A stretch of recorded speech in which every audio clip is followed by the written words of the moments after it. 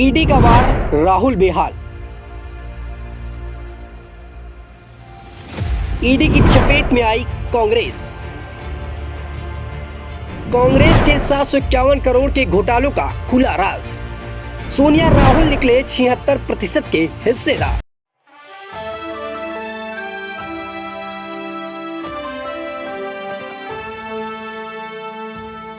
नमस्कार, आप देख रहे हैं नेक्स्ट 9 न्यूज पॉलिटिकल बाइट। मैं हूं आपके साथ आकाश त्रिवेदी। दर्शकों, आपका सभी का स्वागत है हमारे खास प्रोग्राम आज के सच में। दर्शकों, आज के सच के इस खास प्रोग्राम में हम बात करेंगे यंग इंडिया प्राइवेट लिमिटेड। जी हां दर्शकों, वही यंग इंडिया प्राइवेट लिमिटेड जिसके ईडी ने कार्यवाही के चलते 751 करोड़ रुपए की संपत्ति को जब्त कर लिया है। दर्शकों, आपको बता दें कि इस पूरे मामले पर जो दोषी बताए जा रहे हैं वो है कांग्रेस पार्टी के नेता राहुल गांधी और उनकी मां सोनिया गांधी। आपको बता दें कि इस पूरे मामले पर और इस पूरी प्राइवेट लिमिटेड कंपनी पर उनका 76% की हिस्सेदारी बताई जा रही है और कहा जा रहा है कि 2010 में जब ये कंपनी बनाई गई थी तब इसके मुख्य रूप से जो महासचिव थे वो थे Rahul Gandhi.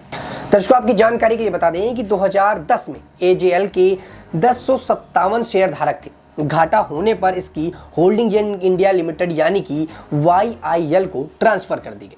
Young India limited की स्थापना उसी वर्ष यानी कि 2010 में हुई थी। इसमें तत्कालीन कांग्रेस के महासचिव राहुल गांधी डायरेक्टर के रूप में शामिल हुए थे।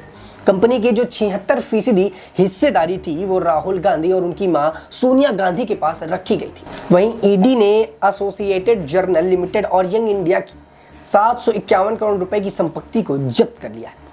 आपको बता दें कि इस मामले पर एजेंसी के पूर्व सोनिया गांधी और राहुल गांधी से पूछताछ कर चुकी है। प्रवर्तन निदेशालय की कार्यवाही पर जो बताया है वो मनी लॉन्ड्रिंग से जोड़ा है।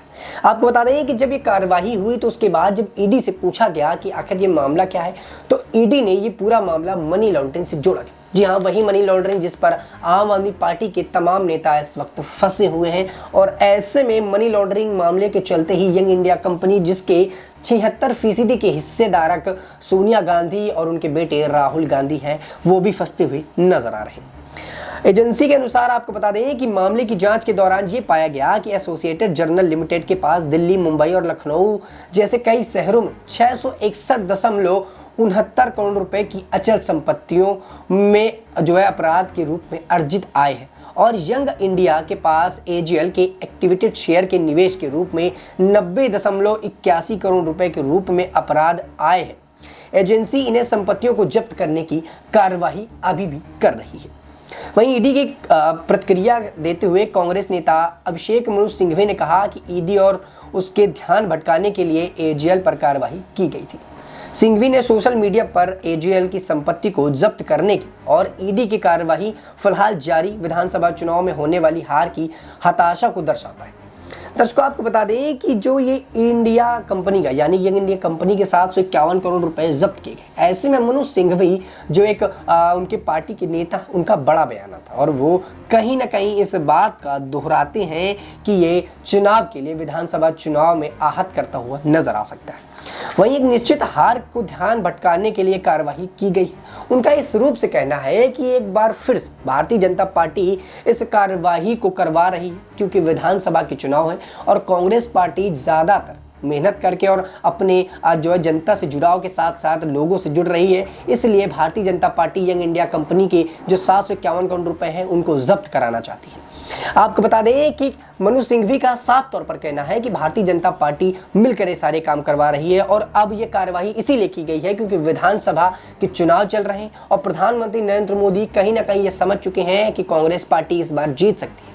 इस वजह से young India company private limited के जो निवेशक थे यानी कि राहुल गांधी और सोनिया गांधी को जो है पकड़ लेते हुए और उनके बारे में कार्यवाही करते हुए सारा खेल रचाया गया है। वहीं दर्शकों, आपको एक बता दें, रिपोर्ट के अनुसार सिंघवी ने इस बात का भी जो है हवाला दिया कि छल और झूठ एक पूर्व निर्मित ढांचा है जो चुनाव के बीच में ध्यान भटकाने और विचलित करने के लिए भाजपा की ओर से फैलाया जा रहा है। वहीं भाजपा का कोई भी सहयोगी सीबीआई, ईडी या आयकर विभाग चुनाव में भाजपा की हार को नहीं रोक सकता।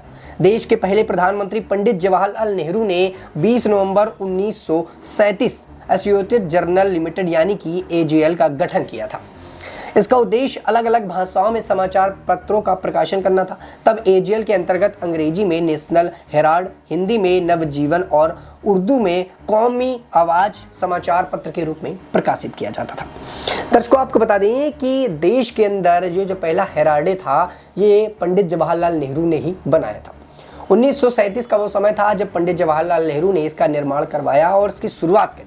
और कहीं ना कहीं पंडित जवाहरलाल नेहरू ये चाहते थे कि इस पर जो अखबार है वो प्रकाशित हो। ऐसे में उन्होंने इसका पूरी तरह से निर्माण किया और 20 नवंबर को ये प्रक्रिया शुरू हो गई और इस पर काम होना शुरू हो गया। वहीं आपको बता दें कि इस पूरे मामले पर जवाहरलाल नेहरू कभी भी मुख्य रूप से सामने नहीं आए।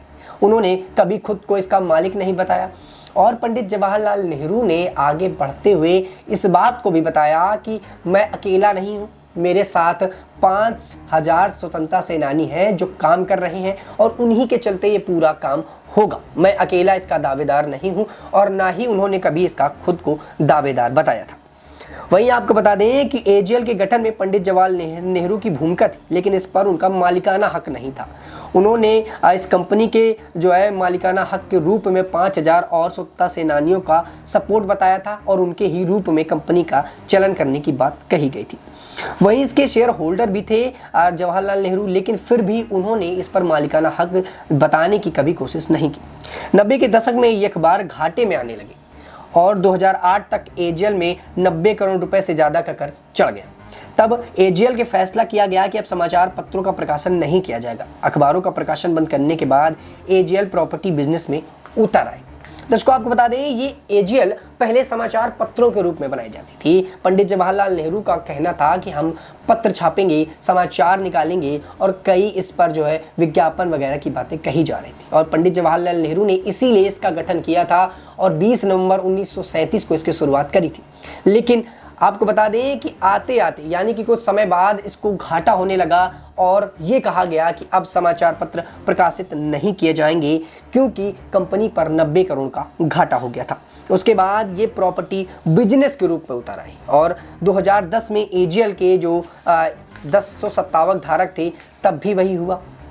ऐसे में दर्शकों, आपको बता दें कि सुब्रमण्यम स्वामी का भी एक बड़ा दावा हुआ था। उन्होंने 2000 करोड़ रुपए से अधिक की संपत्ति और लाभ हासिल करने के लिए गलत तरीके से निष्क्रिय प्रिंट मीडिया आउटलेट को संपत्ति अर्जित किया गया था। ऐसे में स्वामी ने ये आरोप भी लगाया था कि वाईएल ने 90.25 करोड़ रुपए की वसूली के अधिकार हासिल करने के लिए सिर्फ 50 लाख रुपए का भुगतान किया था, जो एजीएल के पास कांग्रेस प्रॉपर्टी का बकाया था। ऐसे में दर्शकों, आपको बता दें ये जो राशि है इस पर भी उन्होंने जो है अब बड़ी टिप्पणी की और कहा कि ये राशि पहले अखबार शुरू करने के लिए कर्ज के रूप में दी गई थी। उन्होंने ये भी आरोप लगाया कि एजीएल को दिया गया कर्ज अवैध था क्योंकि ये पार्टी फंड से लिया गया था। वहीं 2014 में जब केंद्र में भाजपा की सरकार आई तो इस मामले की जांच प्रवर्तन निदेशालय यानी ईडी ने शुरू की।